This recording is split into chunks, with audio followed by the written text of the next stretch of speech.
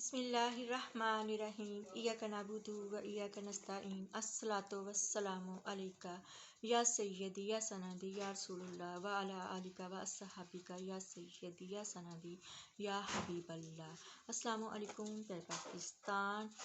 یہ ہے ہمارے ملک کے جو سو کال حکمران ہیں ان کے لیے، یا جو ہینڈلرز ہیں، یا جو سہولت کار ہیں، جو عوام الناس کے دشمن ہیں اور بدقسمتی سے جو ہے وہ پاکستانیوں پر حکمرانی کر رہی ہیں، رب تعالیٰ قرآن پاک میں کیا فرماتے ہیں؟ اور تم کچھ بھی نہیں چاہ سکتے مگر جو اللہ کو منظور ہو۔ بے شک اللہ جاننے والا ہے، حکمت والا ہے، وہ جس کو چاہتا ہے اپنی رحمت میں داخل کر دیتا ہے، اور ظالموں کے لیے اس نے دکھ دینے والا عذاب تیار کر رکھا ہے۔ اگر ہم مسلمان ہیں اور اگر ہم ایمان لاتے ہیں اس بات پر کہ کل نفس ذائقۃ الموت، ہر نفس نے جو ہے وہ موت کا ذائقہ چکھنا ہے، اگر ہم ایمان لاتے ہیں کہ ہم قبر میں جائیں گے اور ہمارے پیارے اور پاک نبی پاک صلی اللہ علیہ وسلم تشریف لائیں گے ہر انسان کی قبر میں، چاہے وہ کافر ہو یا مسلمان ہو، تو یہ ہے کہ سامنا کرنا پڑے گا پاک نبی صلی اللہ علیہ وسلم کا۔ تو اللہ تعالیٰ نے جو ہے وہ بتا دیا ہے کہ تم کچھ بھی نہیں چاہ سکتے مگر جو اللہ کو منظور ہو۔ جو کرنا ہے نا آپ لوگوں نے، آپ کر لیں۔ آپ نے وہ کچھ کر دیا ہمارے ملک کے ساتھ کہ ہمیں یوں لگتا ہے جیسے یہ ڈراؤنا خواب دیکھ رہے ہیں ہم۔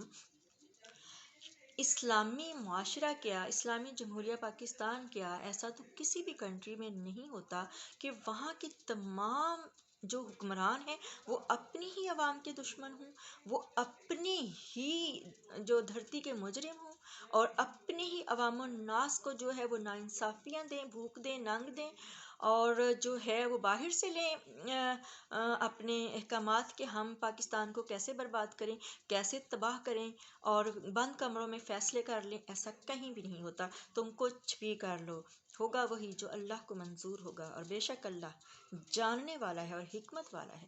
وہ جان بھی رہا ہے، اور وہ حکمت جو ہے ہمارے آپ نے ہمارے لیڈر کو جو قید میں ڈالا ہوا ہے نا، تو اللہ تعالیٰ حکمت والا ہے، وہ جس کو چاہتا ہے اپنی رحمت میں داخل کر دیتا ہے۔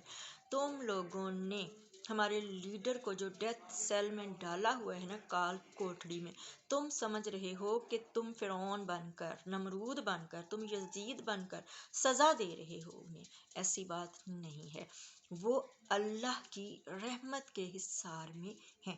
اللہ تعالیٰ نے ان کو اپنی رحمت میں داخل کیا ہوا ہے، اور تم لوگوں کے لیے کیا ہے؟ ظالموں کے لیے، قتل کروانے والوں کے لیے، اور ظلم کرنے والوں کے لیے، اور ماؤں بہنوں بیٹیوں کو بے آبرو کرنے والوں کے لیے اس نے دکھ دینے والا عذاب تیار کر رکھا ہے۔